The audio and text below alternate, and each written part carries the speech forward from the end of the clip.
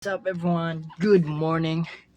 Today, we're gonna talk about the classical movements and its techniques and the modern art revolutions. And today, we're gonna talk about the classic movements. First, we have the artist. As I search through Google, I see the artist Giotto, which the context of it is the early Renaissance from 14th to 15th century. Here we have the moving. This movement is the imitate, faithfully imitate the visible world. These artists imitate visible world beyond flat medieval form. And here I'm gonna show you the picture or the interpretation of Giotto. The artist interpretation. I'm gonna show you. Please wait a minute. And disclaimer: if I mispronounce the artist name or the painting itself, the name of the painting. This painting is called Lamentation. Here we have the death, the death of Jesus. This form, this movement is shows how human grief and naturalistic perspective, making the biblical figures relatable to us. Next is humanism. Humanism is dated back in 15th to 16th century. This is the High Renaissance, which we have I think the most famous artist Leonardo da Vinci.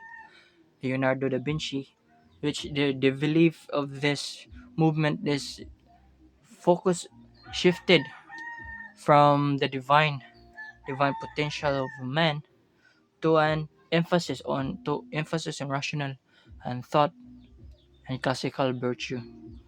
Here we have the painting art of Da Vinci. The this called the Vitruvian Man. We can see the man is a measure of all things. You can see the geometrical shape, the angles, and all of figure, a human figure that's centered in its painting. And next, we're gonna talk about the classical techniques they use as an artist. Here we have the fresco painting by this painting is painted Michelangelo. Michelangelo. This called the Sistine Chapel ceiling.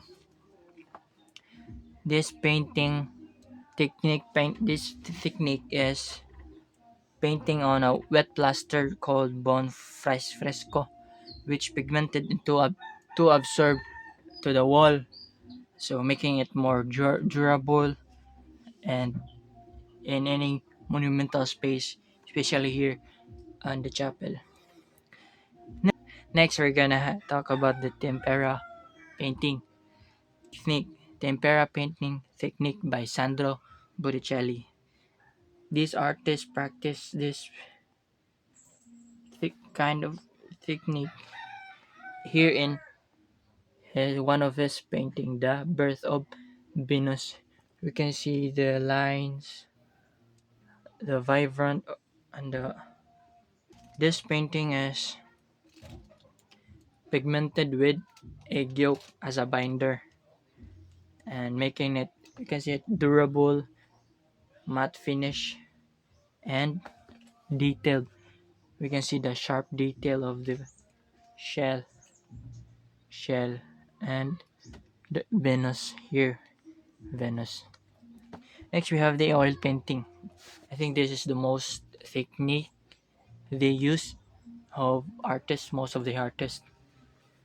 This painting, oil painting. Here we have the artist Jan van Eyck. This painting is pigmented with this technique is pigmented with slow drying oil, allows seamless blending. Here we have the painting of. Here we can see the Arnolfini portrait. I can change the direction of the.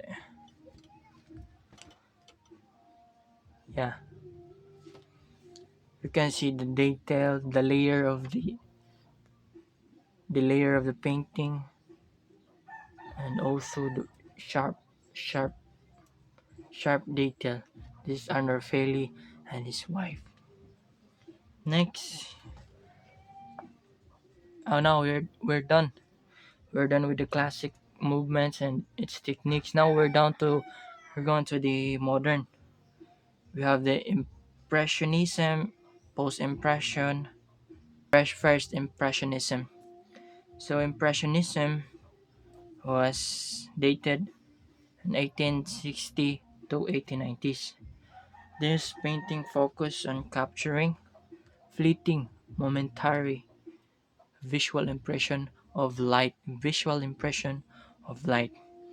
Here we have the painting of Claude Monet. Here we have the Sunrise by Claude Monet. You can see the use of light color as the main, making it objective, light objective. This next we have the oh yeah, one of the things this artist is making it a color and light object over objective forms. You can see the object making it colors by colors. Next, we have the impressionism. This uses a vivid color and turbulent directional brushwork and express inner psychological intensity to an outward reality. We have the painting here, Starry Night by Vincent van Gogh. This painting expresses the inner psychological happening on us. Intensity is making it objectively objective light objective form. Next we have Cubism. Cubism by Pablo Picasso. We have here painting of Pablo Picasso, which dated on 1907 to 1914. We can see the picture pioneering work of different women's nude and making it geometrical shape, which they call cubism. Next we have Fauvism by Henri Matisse. Here the painting, you can see the painting uses unnatural color by Matisse. This you can see the green stripe on her face. That's conveyed emotional happening and over realistic appearance. The contrasting of colors and natural colors he used on his paint. Let's continue. We are done with the Fauvism by Henri Matisse. Next we have the Expressionism. Expressionism this convey the intense inner feelings, our anxiety, the dread, the exaggeration of colors used by the artist. We have the artist Edvard Munch, dated in 20th century in Germany or northern Europe. The beliefs of it that he convey as an artist the intense inner feelings that he experienced, and he used the here example of his painting. The scream. We can see the distortion of colors, the object of make screaming, screaming through the loudness or the intense feeling he felt inside. Next, we have Dadaism. Dadaism. This is the most, I believe, this is anti-art or anti-logic.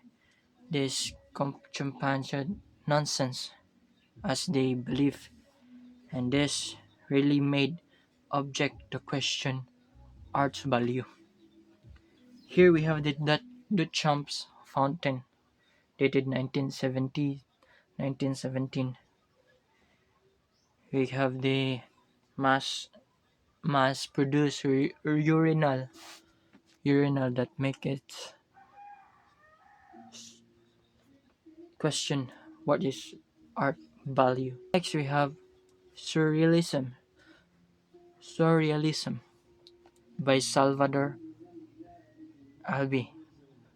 Surrealism example of artist is Salvador Dali in 1920s on Paris. He influenced by Freud's the philosophical man, Freud, which he theorized the unconscious of mind. Here we have the painting by Salvador Dali, The Persistence of Memory. We can see the dreamlike happenings, the fluidity of time, which makes us fluid. Next is pop art. The beliefs of pop art is that the popular culture, mass production, and commercial imagery to find art status. Here we have the painting of Andy Warhol, the Marilyn image. You can see the artist painting.